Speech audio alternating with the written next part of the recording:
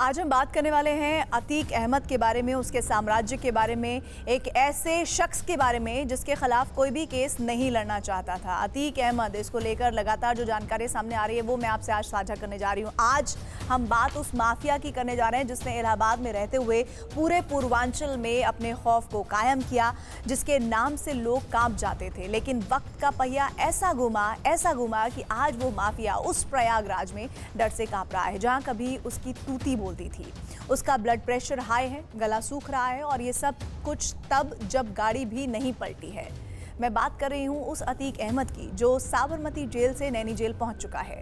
करीब 24 घंटे से आपने हर टीवी स्क्रीन पर उसकी जेल यात्रा की तस्वीरें देखी होंगी। कुछ बातें जो अतीक अहमद के बारे में लोग नहीं जानते वो आज मैं बताने आई हूँ। एक टांगे वाले का बेटा आखिर कैसे उत्तर प्रदेश का मोस्ट वांटेड माफिया बन गया। 7 साल की उम्र में माफिया बनने वाला अतीक अहमद 27 साल में सत्ता का घी किस तरह से पीता रहा और लगातार आगे बढ़ता रहा, उसका रसूख बढ़ता रहा। हम अतीक के बिजनेस की भी बात करेंगे जो हत्या, अपहरण और अवैध वसूली जैसे व्यापार से शुरू हुआ था और ठेकेदारी, रंगदारी और गुंडा टैक्स में तब्दील हो गया।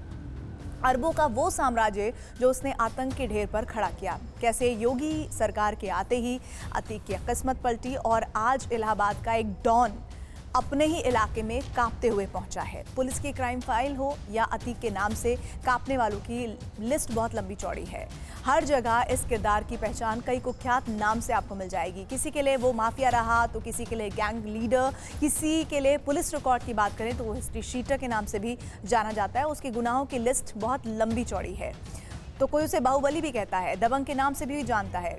कभी अतीक लोगों के लिए आतंक का दूसरा नाम हुआ करता था, लेकिन आज योगी के उत्तर प्रदेश में आने के बाद उसी अतीक की किस तरह से खौफ में एंट्री हुई है उसके बारे में मैं लगातार ब्यौरा आपको दे रही हूँ। अब उसके एक के गुनाह के हिसाब का वक्त आ चुका है जिसकी डिटेल लगातार आप हाल फिलहाल में देख रहे हैं। अतीक अहमद पर हत्या का पहला जो केस था वो साल 1979 में दर्ज हुआ था और तब उसकी उम्र सिर्फ 17 साल थी। इसके बाद एक टांगा चलाने वाले का बेटा जुर्म की दुनिया में पहला कदम रखने के बाद धीरे धीरे अपराध जगत का बेताज बादशाह बन गया।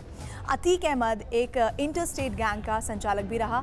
इसके बाद अतीक ने न कभी पुलिस की परवाह की, न कानून के बारे में कभी सोचा। साल 1985 में उस पर गुंडा एक्ट लगा और फिर 1986 में उस पर गैंगस्टर एक्ट के तहत कार्रवाई भी हुई।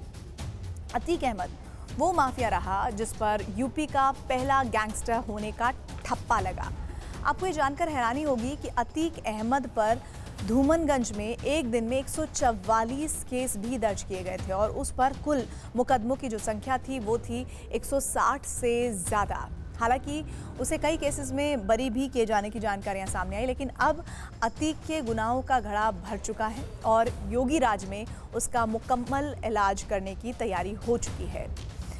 अब मैं आपको बताती हूँ कि कैसे सत्ता का स्वाद चखते ही अतीक का रसूख बड़ा होता चला गया।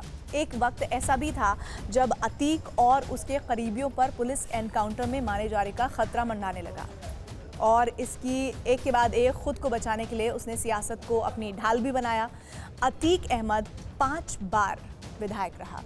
एक बार वो फूलपुर सीट से सांसद रहा जो कभी देश के पहले प्रधानमंत्री पंडित जवाहरलाल नेहरू की सीट हुआ करती थी। अतीक ने 1989 में यूपी चुनाव में इलाहाबाद वेस्ट सीट से निर्दलीय उम्मीदवार के तौर पर किस्मत आजमाई और जीत भी गया। माफिया से एक माननीय विधायक बनने की ओर ये अतीक का पहला कदम था। इसके बाद लगातार कई वर्षों तक इलाहाबाद वेस्ट सीट पर अतीक अहमद और उसके वर्चस्व की तूती बोलती रही। अतीक अहमद ने वहां से साल 1991, 1993, 1996 और 2002 में लगातार जीत हासिल की और एक वक्त में अतीक अहमद एक ऐसा नाम बन गया जिस पर कई राजनीतिक पार्टियां दांव लगाने को तैयार थीं।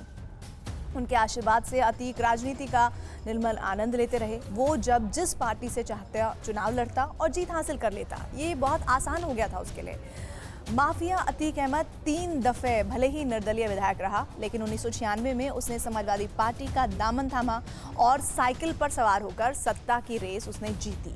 इसके बाद 2002 में वो अपना दल के टिकट पर चुनाव जीतने में कामयाब रहा। फिर साल 2004 में दोबारा समाजवादी पार्टी की साइकिल पर बैठ गया और फिर फूलपुर से सांसद का चुनाव जीतने में भी कामयाब हो गया। साल 2004 में सांसद चुने जाने तक अतीक ने जिस भी चुनाव में किस्मत आजमाई उसे हर जगह कामयाबी मिलती रही।